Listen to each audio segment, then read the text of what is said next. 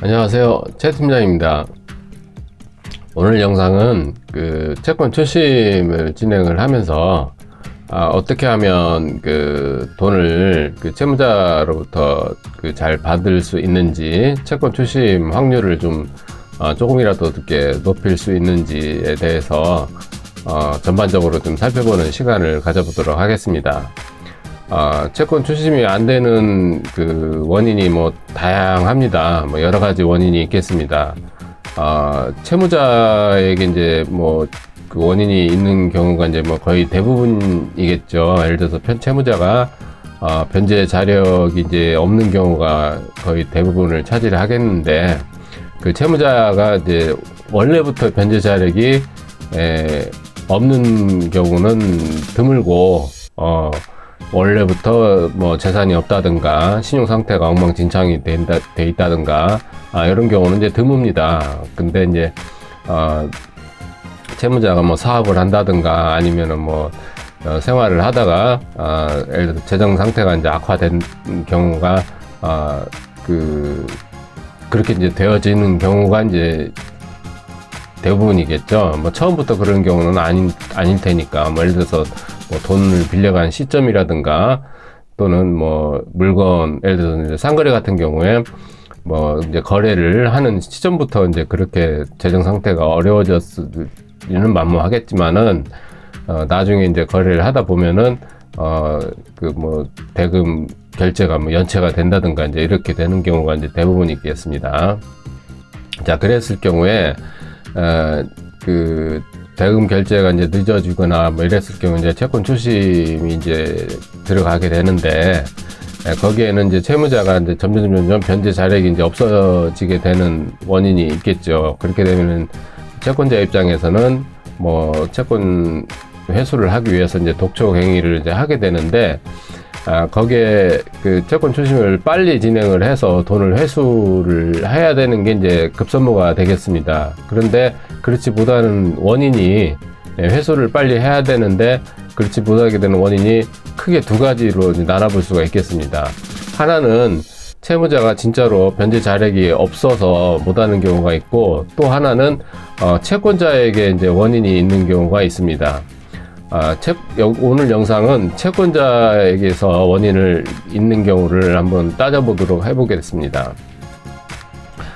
보통 이제 채무자에게 독촉을 하게 되면은, 채무자는 변제를 하겠다고 얘기를 하지, 변제를 안 하겠다고 얘기를 하지는 않습니다. 그러면서 이제 시간이 자꾸 흘러가는 거죠.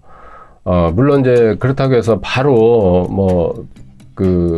법조치를 한다든가 이렇게 할 수는 없겠죠. 보통 한 번, 두 번 정도는 약속을 받아놓고, 변제 약속을 한번 기다려 보는 겁니다. 그런데 이제 요즘 트렌드가, 경기도 그렇게 썩 그렇게 좋지가 못하기 때문에, 한 두어 번 정도 이렇게 약속을 어기게 되면은, 벌써 좋지가 못한 상황이 됩니다. 그리고 또 채무자 입장에서 봤을 때는 채권자 한 사람하고만 거래를 하고 있는 게 아니기 때문에 다중 채무를 지고 있는 경우가 거의 대부분입니다.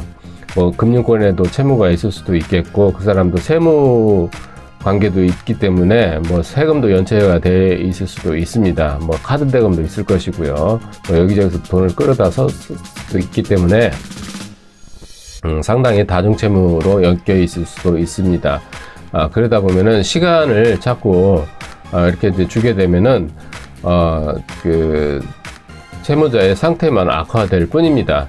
자, 이랬을 경우에 채권자 입장에서 봤을 때는 더 이상 채무자의 말에 끌려다닐 필요가 없어요. 채무자 입장에서는 계속 시간만 달라고 할 뿐입니다. 변제 기간만 더 연장을 시켜서 조금만 더 기다려달라라는 시간만 연장을 해서 결국에는 종국에는 채무자의 재정 상태만 악화될 뿐이기 때문에 그럴 필요가 없다는 얘기예요.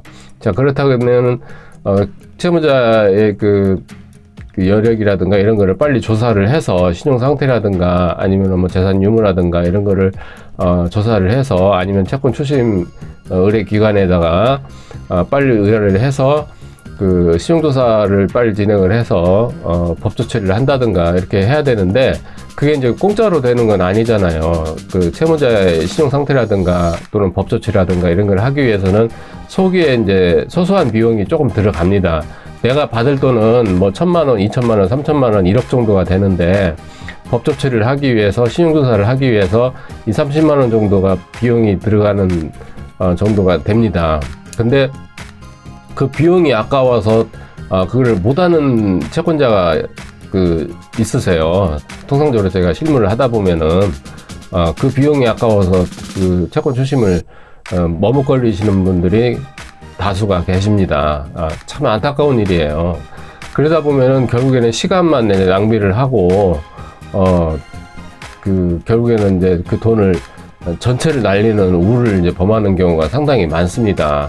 그리고 이제 특히나 이제 상거래 같은 경우는 채권의 소멸시효라는 게 있기 때문에 그 시효가 상당히 짧습니다. 그렇기 때문에 판결문이라도 빨리 받아놔야 채권 소멸시효에 걸리지 않고 채권 시효도 한 10년으로 이렇게 연장을 시켜놓는 방법도 있고, 그리고 또 판결문을 받아놔야 채무자의 예를 들어서 뭐 강제 집행을, 재산에 대해서 강제 집행을 진행을 할 수도 있고, 다른 채권자보다 먼저 서둘러서 채무자의 재산이라든가 이런 데다가 빨리 압류라든가 이런 걸 진행을 해서 내 채권을 회수를 할 수 있는 그런 우선순위를 가질 수 있도록 진행을 하셔야 되는 거지, 뭐 가만히 앉아 있는다고 채무자가 저절로 알아서 그냥 내 채권을 챙겨주지는 않습니다. 요즘에는 절대로.